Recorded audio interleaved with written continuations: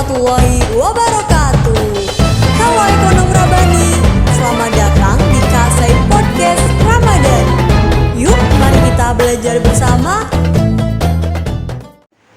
Assalamualaikum warahmatullahi wabarakatuh. Alhamdulillahilladzi hadana lihada wa ma kunna linahtadiya laula an hadanallah. Laqad ja'at rusulu rabbina bil haqq wa nudu antil kumul jannatu urisumuha bima kuntum ta'malun. Perkenalkan, nama saya Muhammad Arif Ma'ruf.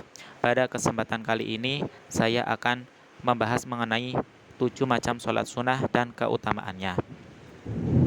Allah Subhanahu wa taala telah mensyariatkan sholat sunnah untuk meningkatkan amal manusia dan menutupi segala kekurangan dan kelalaian yang ada. Sebagaimana firman Allah Subhanahu wa taala dalam surat Al-Hud ayat 14 yang berbunyi, wa aqimis sholata tarafayin nahari wa zulafan minal lail innal hasanati yudhibnas sayyiati dzalika dzikra lidzakirin, yang artinya, dan dirikanlah sholat itu pada kedua tepi siang, pagi dan petang, dan pada sebagian permulaan malam. Sesungguhnya perbuatan-perbuatan yang baik itu menghapuskan dosa perbuatan-perbuatan yang buruk. Itulah peringatan bagi orang-orang yang ingat. Lalu di dalam surah lain, Allah Subhanahu wa taala juga berfirman, fa idza farahta fansab wa ila rabbika farghab, yang artinya, apabila kamu telah selesai dari suatu urusan, kerjakanlah dengan sungguh-sungguh urusan yang lain, dan hanya kepada Rabb-Mu lah hendaknya kamu berharap. Quran surat Al-Insyirah ayat 7-8. Kemudian 7 macam sholat sunnah dan keutamaannya, yakni yang pertama, sholat sunnah rawatib. Sholat sunnah rawatib adalah sholat sunnah yang dikerjakan sebelum dan sesudah sholat fardu. Dan untuk sholat rawatib dilakukan pada 4 rakaat sebelum zuhur, 2 rakaat setelah duhur, 2 rakaat setelah maghrib, 2 rakaat setelah isya, dan 2 rakaat sebelum subuh. Pahala bagi orang yang melaksanakan sholat sunnah rawatib secara rutin adalah Allah akan membangunkan rumahnya di surga. Kemudian yang kedua ada sholat duha. Sholat duha dilakukan pada pagi hari mulai dari terbitnya matahari sampai sebelum duhur, tapi lebih utama dilaksanakan pada jam 9 sampai 10 pagi. Jumlah rakaat sholat duha adalah kelipatan 2 rakaat dan maksimal dilaksanakan 2 rakaat, dengan catatan setiap 2 rakaat salam. Keutamaan dari sholat duha adalah untuk memperlancar rezeki.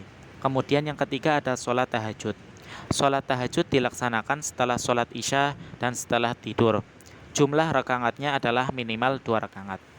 Keutamaan dari melaksanakan sholat tahajud adalah menghapus dosa-dosa, diangkat derajatnya, dikabulkan hajat-hajatnya, dan lain-lain.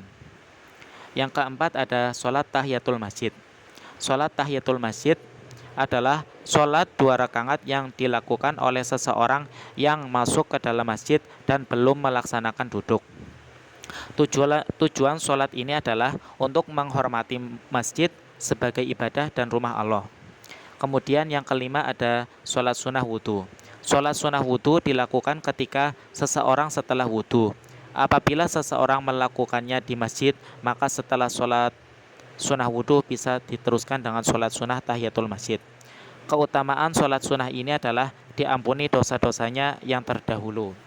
Yang keenam ada sholat taubat. Sholat taubat merupakan sholat yang dilakukan untuk menghapus dosa besar dan dosa kecil. Dan yang ketujuh ada sholat hajat. Bagi seseorang yang ingin hajat-hajatnya segera dikabulkan, maka melaksanakan sholat hajat sangat dianjurkan. Jumlah rakaat sholat hajat adalah 2 rakaat dan paling banyak 12 rakaat dengan ketentuan 1 salam setiap 2 rakaat. Itulah sedikit mengenai sholat-sholat sunnah dan keutamaannya. Semoga kita semua selalu diberi petunjuk dan diingatkan agar bisa melaksanakan serta istiqomah dalam mengerjakan sholat-sholat sunnah tersebut. Apabila dalam penyampaian atau tutur kata masih ada kesalahan, saya mohon maaf sebesar-besarnya. Akhirul kalam, wabillahi taufiq wal hidayah. Wassalamualaikum warahmatullahi wabarakatuh.